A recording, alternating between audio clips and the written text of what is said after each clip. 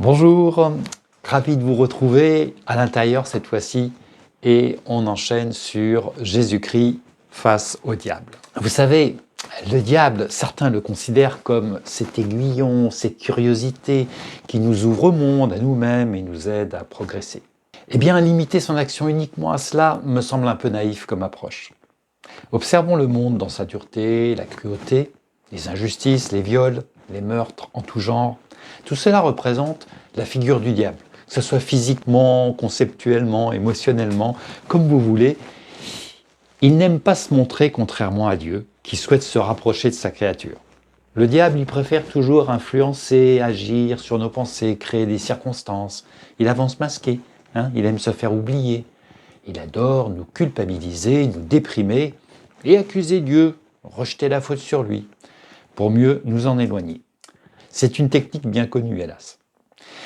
Alors, pour ma part, j'aime à suivre l'exemple de Jésus qui, lui, s'est positionné face au diable en le combattant, soit par des paroles de vie, celles de l'Écriture sainte de l'époque, soit par la prière, plutôt que de l'affronter dans un combat guerrier spectaculaire. Alors, prenons une première situation. Regardons-le au désert où il est bien vulnérable après 40 jours de jeûne.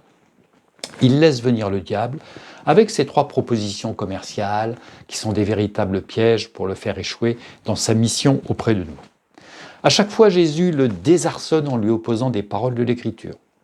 Cela nous indique la valeur et la puissance des Écritures saintes pour nous protéger des actions du malin, autre nom du diable.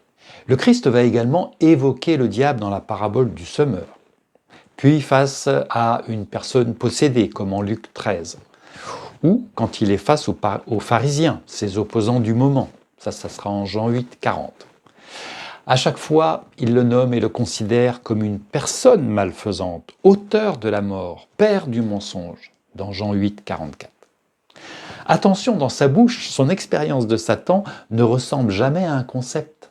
C'est une réalité agissante. Une des grandes difficultés pour Jésus fut celle de sa mort horrible et tout le chemin d'humiliation, de flagellation par lequel il a dû passer. Donc, deuxième situation, comment affronte-t-il ce moment de confrontation hors norme face au diable où il est saisi par l'angoisse et vulnérable à nouveau comme dans le désert, sinon plus? Eh bien, il s'en remet à son Père dans la prière, car il sait qu'il n'est pas seul et qu'il peut, dans la fragilité de son humanité, compter sur lui en tout temps. N'oublions pas que même si la Bible utilise un langage imagé, métaphorique, il n'en reste pas moins que la force derrière la représentation du malin est une force bien réelle, même si au niveau de sa description technique, qui est-il vraiment, comment ça marche, eh bien c'est un peu moins clair et même mystérieux. Mais l'essentiel, c'est d'être informé par Jésus de ses effets, de sa manière d'agir à ce diablos. Alors, soyons clairs, ce n'est pas parce que Satan, cet adversaire de toujours, se plaît dans le morbide, connaît nos points faibles, essaie de nous influencer, que nous devons nous sentir vaincus ou accablés. Le divin nous a toujours donné la possibilité de nous en protéger et de vivre en paix, à travers toute l'histoire de l'humanité. Jésus nous parle de la présence sur terre du prince de ce monde, Satan, qui provoque souffrance et tension, mais ce qui est libérateur pour nous, c'est de vivre l'amour de Dieu qui soulage souvent et transforme parfois les épreuves en victoire, tout simplement. Cela nous permettant par la foi de traverser plus sereinement certaines difficultés inévitables. Voyez-vous, pour moi, l'incarnation du Christ est ce mouvement de Dieu qui se dépouille de ses attributs divins pour susciter, par son silence assourdissant sur la croix, la confiance, ma confiance en lui, et la puissance transformatrice de son pardon.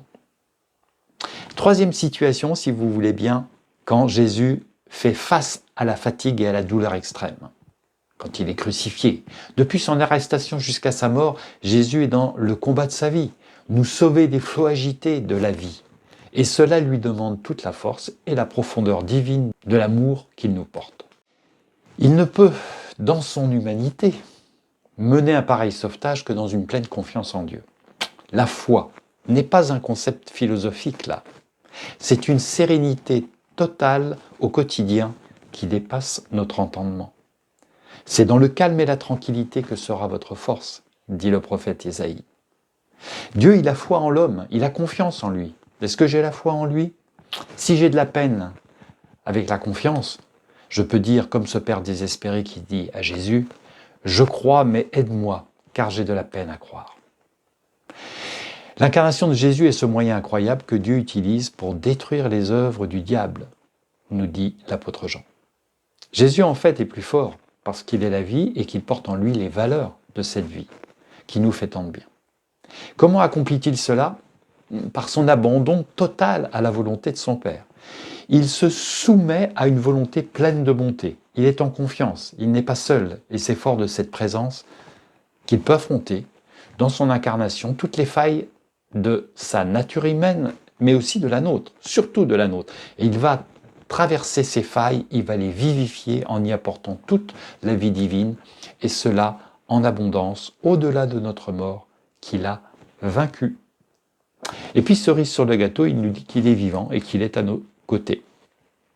Et voici, je suis avec vous tous les jours jusqu'à la fin du monde. Bonne route, sous sa protection, qui que vous soyez, où que vous alliez. Il sonde les reins et les cœurs, il nous connaît parfaitement et ne regarde pas à nos étiquettes. C'est ce que nous verrons tout bientôt. Alors, au revoir.